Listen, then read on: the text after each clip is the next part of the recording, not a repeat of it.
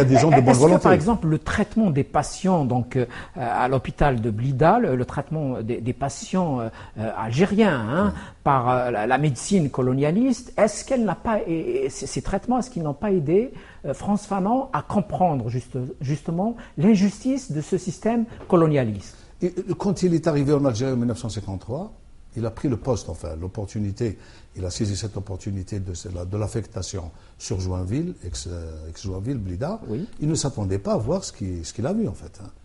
Et il est arrivé dans un hôpital où, si vous voulez, il était très étonné et même rebuté par ces pratiques. C'était des pratiques coloniales, racistes. Je veux dire, on séparait carrément les malades. Selon qu'ils étaient européens ou musulmans. Bien sûr. Il y avait ce traitement discriminatoire, si vous voulez. Et puis il y avait un traitement médicamenteux. Bon, il n'y avait que des médicaments, on ne donnait pas autre chose pour calmer les malades, on leur donnait un médicament pour 24 heures et puis on les laisse tranquilles. Tandis que lui, il a introduit quelque chose de tout à fait nouveau qui n'a jamais été... Il a brisé, si vous voulez, tout le mur qui existait à l'époque, et il a introduit une dimension sociale, sociologique et anthropologique à l'intérieur de l'hôpital psychiatrique qui lui a servi en fait d'expérience extraordinaire. Il a inventé de nouvelles méthodes de traitement des patients. C'est un intellectuel et un doctrinaire. C'était le premier à ma connaissance qui, étant médecin praticien, psychiatre praticien, puisse introduire audacieusement et, si vous voulez, contre l'avis de tous ses collègues, il a introduit une vie humaine, religieuse, culturelle à l'hôpital. Il a commencé par construire... C'est comme ça qu'il a construit sa réputation. Il a commencé par faire construire, par les malades eux-mêmes, une mosquée. Avez-vous vu ça quelque part? Jamais. Il a fait construire un stade. Il a aménagé une cafétéria. Et voilà comment il est arrivé par ces méthodes à intégrer, si vous voulez, tous ces aliénés, toute cette aliénation dont souffraient ces malades. Il est presque rentré dans le monde de ces patients. Il est arrivé à des conclusions algériens. Absolument, à des résultats concluants, je veux dire, observables, cliniquement observables. On pouvait voir que... Parce que, qu'est-ce qu'a fait, si vous voulez, la psychiatrie coloniale? Elle a tout simplement arraché l'individu à son milieu naturel. Et elle l'a isolé. Et oui. Naturellement, ça le rendait encore plus aliéné qu'il ne l'était. Il était plus malade alors. Voilà. Et Frantz Fanon, alors, c'est le FLN qui lui fait appel ou bien c'est lui qui se rapproche du FLN? Ça, c'est la troisième dimension. Oui. La première dimension est celle donc du psychiatre. Oui. La seconde est celle de l'intellectuel, puisqu'il a écrit beaucoup de livres. Bien sûr. Notamment le livre, notamment, si vous voulez, l'évangile de sa pensée. C'est les damnés de la Terre. Les damnés de la Terre. Traduit dans 30 grandes langues connues dans le monde. Oui, c'est un classique aujourd'hui. Voilà, il est étudié dans les plus grandes universités du monde, bien sûr. Absolument. Et surtout les universités anglo-saxonnes. Et donc, c'est lui... Et la troisième dimension, pardon, si vous permettez, je continue. Je t'en prie, voilà. Et la troisième dimension, c'est que lui, il était animé d'une autre, si vous voulez, il avait une autre énergie, il avait une autre passion, et il avait une autre ambition. C'était celle d'appliquer ces idées, si vous voulez, philosophiques, intellectuelles, etc., sur le terrain. Sur le terrain. Et ça, on le voit rarement. Je n'ai jamais vu un philosophe, si vous voulez, articuler le fond de sa pensée, voire même les principes de sa pensée, à une réalité tangible et palpable. Il n'y avait que lui qui a fait ça.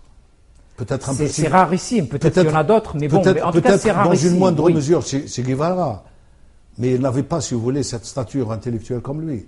Dans une moindre mesure, il y avait le Khattabi aussi, le grand Khattabi anticolonialiste au Maroc, qui se battait sur 3 fronts. Abdelkrim el-Khattabi, qui a créé une république, Ouarif. Et qui a créé la république rifaine en 1921. Il a lutté contre les Français et contre les Espagnols. Contre 3 fronts même. Il a lutté contre le front espagnol, le front français et le front du Makhzen.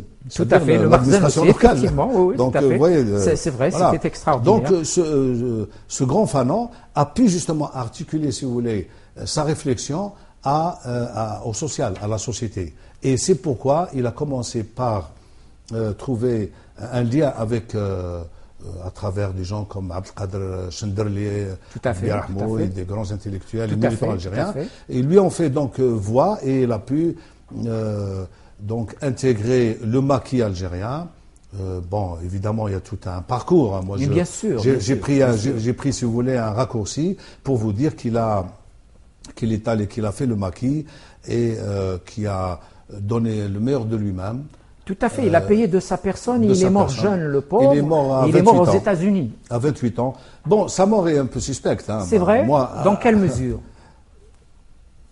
On peut le dire, on peut le dire, naturellement. Même de manière un peu détournée. Voilà, bon, mais ce n'est qu'une hypothèse, je veux dire, comme ça, de discussion, parce que c'est étonnant que quelqu'un à 36 ans, médecin qui plus est, puisse, oui, la mort, elle intervient à n'importe quel moment. Quel âge, nous oui. sommes, bien sûr, ça. nous sommes tous des êtres mortels. Étrangement, qu'il puisse être atteint d'une leucémie, étrangement, à l'âge de 36 ans, alors qu'il était dans la force de l'âge, qu'il était médecin, il y a quelques écrits comme ça, hein, qui disaient qu'il connaissait bien, qu'il faisait des bilans réguliers, il savait tout ça. Et étrangement, donc, d'une manière très rapide, on pourrait parler de complot, c'est ce que tu veux dire ? Foudroyé par une leucémie. Alors, pour étayer un peu, si vous voulez, cette thèse, je ne parle pas de complot, mais c'est une interrogation, c'est un doute. Hein. Oui, d'accord. C'est un doute méthodique. On pose la question. Un doute méthodique, un peu à la Pascal, si vous voulez. D'accord. Écoutez, tout simplement, il a échappé à 2 attentats avant ça. Voilà ce qui donne un peu de... Bien sûr, ces idées gênaient énormément. Hein. Oui, ces idées sont toujours en action aujourd'hui. Ce qui donne du crédit, sont toujours d'actualité. Ce qui donne encore une fois du crédit à cette thèse qui fait un peu son chemin. Oui, mais c'est une thèse pour laquelle nous n'avons aucune preuve, semble-t-il. Hélas, non. Mais ça ne nous interdit pas de faire des hypothèses. Tout à fait. On peut poser toutes les questions possibles. Les Graffitis est une émission faite pour cela Voilà, aussi. une simple question. Voilà. Et donc je passe après à ton roman qui s'appelle La bataille de Sétif. Alors le roman donc est paru aussi aux éditions L'Harmattan. Il raconte, semble-t-il, des faits qui sont véridiques. Ça, c'est une autre bataille que celle que... C'est une bataille d'armes. Pour laquelle Fanon a voué sa vie, mais il y a un lien évident, puisque ça se passe en 1954. D'accord. Ça se passe en 1954. En fait, c'est un groupe, pour être sur le plan anecdotique, c'est un groupe de combattants qui partent de Sétif avec un plan précis, et qui va vers les montagnes de Bni Urtilan, vous connaissez un petit peu, vers un village très charmant et fait de quelques habitations coquettes qui s'appelle Ain Margoum. Oui. Voilà. Au pied vraiment des grandes chaînes des Babors, etc. Des Babors, oui. Voilà. C'est une très belle région. Qui reste malheureusement un peu marginalisée. Marginalisée, parce que le tourisme n'est pas développé dans ces régions-là. Hein. Et donc, qui vont là-bas, qui commettent un attentat. Bon, pourquoi contre qui? Contre l'armée française. En fait, l'attentat, c'était pour attirer l'attention des autorités françaises pour leur dire que les Algériens, nous sommes en 1954, qu'il y en a marre un peu de tout ce qui se passe, de ce que vous nous faites subir. Mais ils ne tuent pas le Français. Ils tuent l'Algérien qui était du côté des Français, si vous voulez, une espèce de collabo comme ça.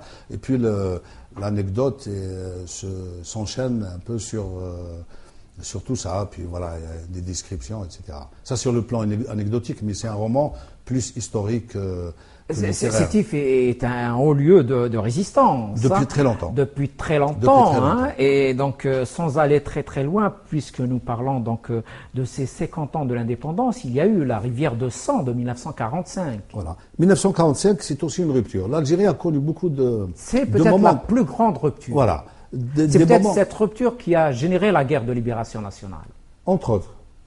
Moi, j'ai eu l'occasion de m'exprimer sur d'autres plateaux de télévision en France et en Algérie pour répéter, je réitère encore ma pensée, pour dire que la guerre d'Algérie a commencé en 1830. C'est impensable, c'est de l'ordre de l'impensé de dire que la guerre d'Algérie a commencé en 1954. Et que faisons-nous? D'accord, donc pour toi, nous avons fait une guerre de 132 ans, au fait. Absolument. Est-ce qu'il n'y a pas eu de résistants en 1832? Si, il y en a eu. Est-ce qu'il n'y a pas eu de résistants en 1847? Il y en a eu à toutes. Il y a eu des morts, il y a eu des résistants, il y a eu des affrontements, il y a eu des exactions, la même chose, je ne vois pas. Il y a eu aussi des enfumades.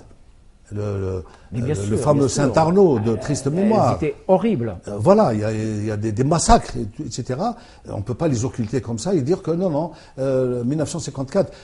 Cette date de 1954, je crois, est due à un petit lobbying algérien qui avait le pouvoir et qui voulait un peu se rehausser un peu. Mais peut-être que c'est un peu légitime dans la mesure où effectivement c'est à partir de ce moment-là qu'il y a eu une guerre collective à travers tout le territoire national. Il y a toujours eu des guerres. Il y a eu des guerres, mais elles n'étaient pas sur tout le territoire. Si, il y a des poches de résistance partout. Oui, les poches de résistance. Il n'y avait pas de connexion entre elles. C'est vrai, il n'y avait pas de liaison. Pour l'histoire, l'émir Abdelkader, qu'on présente comme étant un très grand symbole, ce qu'il est, l'émir Abdelkader s'est battu plus pour l'ouest de l'Algérie que pour le reste de l'Algérie. Parce qu'il était dans l'ouest algérien. Oui, tout à fait. Avait-il le moyen de faire autrement? Attention, il a fait un traité de paix avec les Français. Oui. Le traité de Tafna a permis à l'armée française de prendre le dessus sur l'Est algérien, tout l'Est algérien. Oui, bon, parce que... Ça, c'est une parenthèse historique. Oui, absolument. Mais toujours recontextualiser, si vous voulez, les faits historiques. Voilà. Tout à fait. On ne va pas, si vous voulez,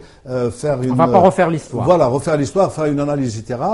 L'émir Abdelkader était un chevalier de la foi et un chevalier d'honneur, comme l'a si bien dit Mohamed Sharif Sahli. Tout à fait. Voilà, il a fait peut-être a-t-il fait quelques erreurs de stratégie, je n'en disconviens pas, mais il y a aussi pas mal de Zaouïas qui ont travaillé pour la France et qui ont fait pire. Mais bien je veux dire, qui ont même résisté, à la résistance algérienne. Tout à fait, bien sûr. Donc il faut remettre un peu les choses en place. Exact. Je ne suis pas là pour faire le procès de qui que ce soit, mais il faut rendre les choses de manière juste. Tout à fait, c'est exact. Évidemment qu'il y avait ces résistances qui n'étaient pas tout à fait articulées, qui n'étaient pas structurées. Voilà. Je suis entièrement d'accord avec vous. 1954 a été un peu l'aboutissement. Voilà, ça nous... parce que 1954 aussi, c'est l'aboutissement aussi de tout un cheminement des partis politiques. Si vous voulez, à partir des années 20. Tout à fait, c'est comme tu le dis exactement, la somme de toutes les luttes qu'il y a eu depuis le départ. Peut-être mis à part la défection de Messali El-Hadj en 1954, mais ça c'est une autre histoire. C'est une autre histoire. Messali El-Hadj demeure quand même un nationaliste qui a pensé l'indépendance algérienne bien avant les autres. C'est le premier nationaliste algérien. Voilà. C'est quelqu'un qui sort justement des usines. Avant de parler de ton prochain livre, si tu pouvais nous dire un petit peu un mot sur ce colloque sur Rabah Belamri tenu à Sétif récemment. Oui, récemment, c'était donc à l'occasion du livre aussi du salon du livre tenu à Sétif. D'accord. Donc du 28 avril, me semble-t-il, jusqu'au 8 mai. Donc j'ai eu une invitation et je suis parti pour un peu faire connaître Rabah Belamri, qui n'était pas très connu, et c'est un immense poète. Je conseille à tous les téléspectateurs de le lire. Rabah Belamri est un immense poète. Voilà, j'étais avec sa femme il n'y a pas longtemps, Yvonne, donc qui m'a montré beaucoup d'archives qu'il a pu réunir sur l'Algérie, sur son travail intéressant et le conte aussi. Tout à fait. Il a écrit des romans aussi. Oui, bien sûr qu'il a écrit beaucoup de romans. Il a été publié aux éditions Gallimard aussi. Le Soleil sous le tamis. Il a écrit, qui ont été traduits. Je connais même la traductrice qui est syrienne. Oui, pour moi aussi, le conte est très important parce que les gens négligent un peu cet aspect. Le conte, c'est pas seulement le côté plaisant, le côté si vous voulez, distractif, mais aussi un côté profond de la société, pour connaître la société, pour connaître un peu le mécanisme, les habitudes, etc. de la société. Mais la rencontre s'est tenue dans de bonnes conditions, ça va quand même? C'est tenu plus ou moins dans de bonnes conditions. Il y a eu des échos positifs? Oui, bon, j'ai fait ce colloque-là dans les deux langues, en arabe et en français. C'est très bien. Parce que le public est parfois est bilingue. Bien sûr. Et le prochain livre alors, ton prochain livre? Eh bien, le prochain livre, je ne sais pas si je vais en faire de la publicité. Mais bien sûr, pourquoi pas. Le prochain livre, il s'appelle donc Immigration. Immigration, langue et identité. La langue et l'identité. Bien, ça promet beaucoup. Je travaille beaucoup sur la langue, surtout les langues maternelles. Les langues maternelles. C'est très important. Mon ami, on arrive à la fin de l'émission. Peut-être un dernier mot? Oui, je suis encore content d'avoir divulgué un peu ce que je voulais dire à travers les livres, à travers mes publications. Et je remercie Berbère TV très franchement. C'est moi qui te remercie. Parce qu'elle fait beaucoup de choses, elle appelle beaucoup d'intellectuels algériens et c'est bien. Merci Bonne beaucoup. C'est moi continuation. qui te remercie. À toi aussi, bonne continuation. Mes amis, je vous dis, portez-vous bien, prenez soin de vous. Au revoir.